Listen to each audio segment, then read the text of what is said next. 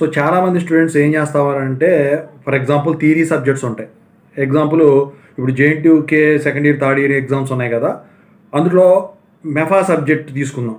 So అలా అందుట్లో ఏముంటాయి, ఎక్కువగా సైడ్ హెడ్డింగ్సే ఉంటాయి అన్నమాట. అయితే మెఫా సబ్జెక్ట్ అనేది ఎంబీఏ వాళ్ళది కాబట్టి సో ఆ సైడ్ హెడ్డింగ్స్ మాత్రం వీడు గుర్తుంచుకుంటారు, లోపల కంటెంట్ అర్థమైనా అర్థం కాకపోయినా. సో ఆ సైడ్ హెడ్డింగ్ను బట్టి వీళ్ళు గుర్తుంచుకొని దాన్ని ఎలాబరేట్ చేస్తూ ఉంటారు. సో ఇప్పుడు స్టూడెంట్స్ అడిగేది ఏంటంటే ఆ సబ్జెక్ట్ అని కాదు, ఇప్పుడు థియరిటికల్ సబ్జెక్ట్స్ ఉన్నప్పుడు సబ్ హెడ్డింగ్స్ ఒక్కటి గుర్తుంచుకొని సో అవి వాటిని ఎలాబరేట్ చేసుకుంటా పోతే వాటికి రిలేటెడ్గా రాసుకుంటే మనకు మార్కులు పడతాయా అని చెప్పేసి స్టూడెంట్స్ అడుగుతూ ఉన్నారు.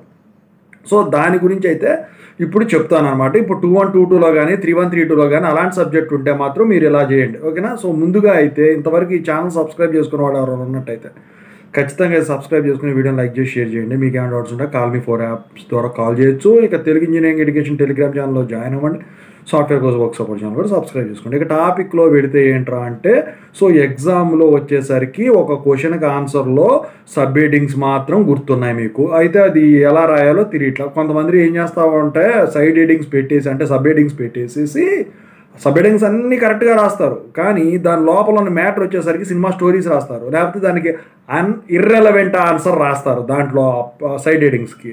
అలా చేస్తే మీరు ఈజీగా దొరికిపోతారండి. అలా అప్పుడు కూడా చేయొద్దు.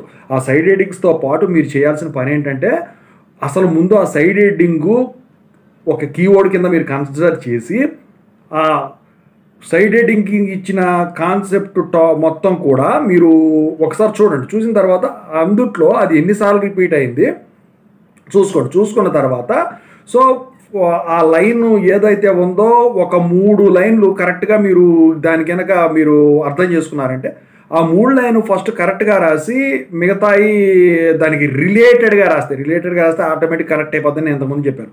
సో రాసినట్టయితే మీకు మార్కులు పట్టడానికైతే ఛాన్స్ ఉంటుందండి.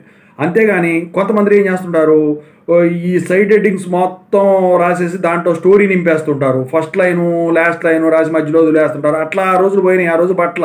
అది మెఫా లాంటి ఎంబీఏ సబ్జెక్టులకి అయితే అసలు మార్కులే వేయట్లే, ఓకేనా. సో సైడ్ హెడ్డింగ్స్కి మార్కులు ఉండవా అంటే ఉంటాయి.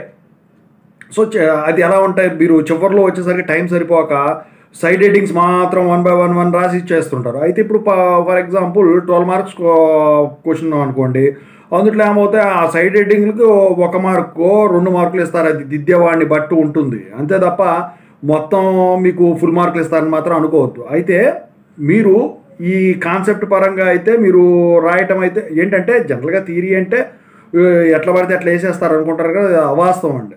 సో థియరీ రాయటమే చాలా కష్టం, డెరివేషన్స్ ప్రాబ్లమెటిక్ ప్రోగ్రామింగే చాలా ఈజీ అండి వచ్చిన వాళ్ళకి. ఎందుకంటే మార్కులు ఫుల్గా పడేది కూడా వాటికి. థియరీకి మీరు ఎంత రాసినా కూడా 12కి 12 మార్కులు అనుకోండి, 12కి 12 మార్కులు అనేవి పడవు, ఓకేనా.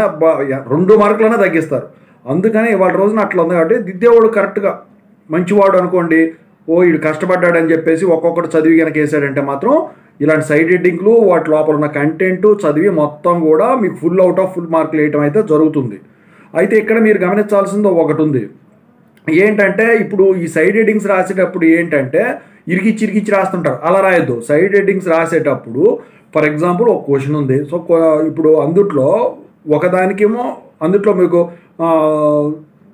The topic A should be in the following manner అని చెప్పేసి దానికి సైడ్ హెడ్డింగ్స్ రాస్తారు. వాటికి క్యాప్షన్స్ ఏ అని 1 2 3 4లని ఏబిసిడీలని ఏమి ఇవ్వరు. అవి ఇవ్వకపోతే ఏంటంటే మీకు ఇంప్రెషన్ అనేది దెబ్బతింటుందండి. మీరేం చేయాలంటే సో 1 2 3 4లు ఇవ్వటం కుదరలేదు అనుకోండి, ఎందుకంటే క్వశ్చన్ నెంబరు 2 ఇదైపోతాయి కాబట్టి. సో ఒక సైడ్ హెడ్డింగ్ ఏ ఇస్తే ఏతో మొదలెట్టేసి ఆల్ఫాబెటికల్ ఆర్డర్లో రాసుకుంటా పోవాలి, అప్పుడు కన్సైజ్ ఫామ్లోకి వస్తుంది, నీట్గా కనిపిస్తుంది, ఇది అవుతుంది. అది కూడా మీరేంటంటే మార్జిన్లో మాత్రం చచ్చినా వేయొద్దండి నెంబరింగ్ అనేది. సో లిస్టింగ్ కింద వస్తుంది, లిస్టింగ్ అనేది మార్జిన్లో వేయద్దు. మార్జిన్లో ఎప్పుడూ కూడా క్వశ్చను నెంబర్ మాత్రమే వేయాలి. సో 1A అనుకోండి, 1A అనేది మార్జిన్లో లోపల వచ్చేసరికి దానికి సంబంధించిన సబ్ హెడ్డింగ్స్ లిస్టింగ్ ఏదైతే ఉంటుందో వాటిని ఇవ్వాలి, అప్పుడే వాళ్ళు మార్కులు వేయటం అయితే జరుగుతుంది. అయితే ఇక్కడ వీళ్ళు ఏం చేస్తున్నారు, ఈ సబ్ హెడ్డింగ్స్ కూడా పారాగ్రాఫ్, సింగిల్ పారాగ్రాఫ్. ఎలా అంటే ఇప్పుడు ఒక సబ్ హెడ్డింగ్ ఏ ఉంది, ఏ నెంబరింగ్ లిస్టింగ్ ఇచ్చినా కూడా ఏ సబ్ హెడింగ్ 1 దాని గురించి రాస్తున్నారు, దాని కంటిన్యూషన్ వెంటనే బి సబ్ హెడింగ్ 2, దాని తర్వాత 3 సబ్ హెడింగ్ 3, అలా సింగిల్ పేజీ వచ్చేటట్టు రాస్తే మీకు మార్కులు పడవు, నేను గ్యారెంటీ ఇస్తున్నాను. ఎందుకంటే చూసిన వాడికి ఏంటంటే లాట్ అమౌంట్లో కనిపిస్తుంది అది. సో కనిపించినప్పుడు ఏంటి, అసలు మీరు రాసిన కరెక్ట్ కీవర్డ్స్ అనే కాదు, అండర్లైన్ చేస్తారు, అన్నీ చేస్తారు. కాకపోతే అలా చేయటం వల్ల మీకు నీట్నెస్ అనేది కనపడదు, ప్లస్ దిద్దేవాడికి కూడా చికాకు వస్తుంది. అదే సైడ్ హెడింగ్స్ పరంగా ఇప్పుడు ఈ ఫస్ట్ సైడ్ హెడింగ్కి సంబంధించిన కాన్సెప్ట్ మొత్తం రాసేసారు, నెక్స్ట్ లైన్ వెళ్ళారనుకోండి, దీన్ని కంటిన్యూ చేయకుండా ఫుల్ స్టాప్ తర్వాత నెక్స్ట్ లైన్కి వెళ్ళిపోయి మళ్ళీ మామూలుగా టెక్స్ట్ బుక్లో ఎలా ఉంటుందో అలా రాశారనుకోండి ఆ ఫార్మాట్లో, అప్పుడు మీకు ఫుల్ మార్కులు పట్టడానికైతే ఉంటుందన్నమాట. ఓకేనా? సో సైడ్ హెడ్డింగ్ నమ్ముకొని సైడ్ హెడ్డింగ్ అన్నా ఒకటే. సో సబ్ హెడ్డింగ్స్ నమ్ముకొని నేను పాస్ అయిపోతా అంటే వాళ్ళ రోజునైతే కుదరదు. సబ్ హెడ్డింగ్స్ రాసిన దానికి సంబంధించింది తెలియాలి. ఒకవేళ తెలియలేదు అనుకోండి, నాకు సబ్జెక్ట్ అర్థం కావట్లా, సబ్ హెడ్డింగ్స్ ఒకటే గుర్తుంటానే, బై హార్ట్ చేసి గుర్తుంచుకుంటా అంటే మీరు మెటాలో చూస్తారో, గూగుల్లో చూస్తారో, చాట్ జీపీటీలో చూస్తారో, ఆ సెంటెన్స్ మొత్తానికి అర్థం తెలుగులో తెలుసుకున్న తర్వాత, అంటే మెటాలో తెలుగు రాలేదనుకోండి, మిగతా వాటిలో చూసుకున్నారనుకోండి, ట్రాన్స్లేట్ చేసుకున్నారనుకోండి, అప్పుడు మీకు ఎక్కుతుంది, అప్పుడు రిలేటెడ్గా మీకు ఆన్సర్ అనేది రాయటానికైతే ఉంటుంది. ఓకేనా? ఒకవేళ సబ్ హెడ్డింగ్స్ ఒక్కొక్క సబ్ హెడ్డింగ్కి డయాగ్రామ్స్ ఉన్నాయనుకోండి, అప్పుడు ఎలా రాస్తారు, ఆ సబ్ హెడ్డింగు, ఆ కాన్సెప్టు, దాని కింద డయాగ్రాము అయిపోయింది అనుకోండి, నెక్స్ట్ సబ్ హెడ్డింగ్ నెక్స్ట్ లైన్కి వెళ్ళాలి. అంతేగాని మళ్ళీ అది ఆ డయాగ్రామ్ ఎక్కడైతే అయిందో అది మరి ఇప్పుడు ఆ డయాగ్రామ్కి ఫిగర్ అని ఏ అని దానికి క్యాప్షన్ మెన్షన్ చేయొచ్చు అంటే ఖచ్చితంగా మెన్షన్ చేయొచ్చు, వాడి బాడీ పార్ట్స్ కూడా మీరు మెన్షన్ చేయొచ్చు, ఎవరు ఏమనరు. అట్లా చేస్తే ఇంకొక 2 మార్కులు ఎక్కువే పడతాయి కానీ తక్కువ అయితే పడవు. ఇంకా చాలామంది అడిగేది ఏంటంటే, నాకు చివరిలో టైం సరిపోలేదు, ఫస్ట్లో చెప్పాను ఒకటి. సో అప్పుడు నాకు ఈ సబ్ హెడ్డింగ్ సైడ్ హెడ్డింగ్స్ ఆ కాన్సెప్ట్ అంతా తెలుసు, కానీ నాకు టైం సరిపోలేదు. ఎందుకంటే మీకు తెలుసు మెఫా సబ్జెక్ట్ ఎలా ఉంటుందో, లేకపోతే డిబిఎంఎస్ లాంటి సబ్జెక్ట్ ఎలా ఉంటుందో. అప్పుడు ఏం చేస్తారు అంటే, సో అసలు వదిలేయకుండా ఆ సైడ్ హెడ్డింగ్స్ మొత్తం కూడా రాసేసేసేయండి. ముందు సైడ్ హెడ్డింగ్స్ మొత్తం ద ఫాలోయింగ్ అని చెప్పి రాసేస్తారు కదా, టపా అయిపోతుంది. ఇంకా ఒక్క నిమిషం అన్న మిగిలింది అనుకో, వాటి గురించి స్పీడ్గా ఎలాబరేట్ చేసుకుంటా, పెన్సిల్తో కుదరకపోతే పెన్తో అండర్లైన్ చేసి స్పీడ్గా చేసేసారనుకోండి, టైం ఎట్లా సరిపోవట్లేదు కాబట్టి, టైం ఇస్తే నో ప్రాబ్లం, లేదనుకోండి రాసుకుంటూ వెళ్ళిపోయారనుకోండి, అప్పుడు పేపర్ వాల్యుయేషన్ చేసేవాడు ఏంటి వీడి పెన్నుతో మిగతా అన్ని పెన్సిల్తో అండర్లైన్ చేసి పెన్నుతో అండర్ చేసేవాడు అని చెప్పేసి ఆలోచించి, టైం సరిపోలేదు కదా అని చెప్పేసి, టైం సరిపోయి ఉండకపోవచ్చు అని చెప్పేసి, అప్పుడు మీకు ఫుల్ మార్కులు వాటికి కూడా వేయటం అయితే జరుగుతుంది.